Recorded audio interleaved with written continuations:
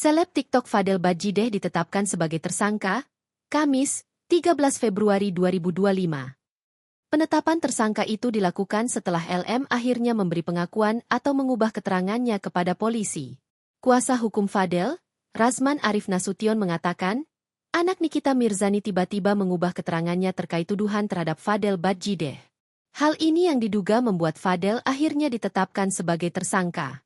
Nah, LM memberikan keterangan yang berbeda. Terus saya mau buat apa? Karena itu anak di bawah umur dan saya tidak tahu, kata Razman di Polres Metro Jakarta Selatan, Kamis, 13 Februari 2025. Selain itu, setelah Fadel ditetapkan sebagai tersangka, Nikita Mirzani juga mengucapkan terima kasih kepada putrinya. Terima kasih karena sudah mau jujur, sayang, kata Nikita yang juga hadir di Polres Jaksel.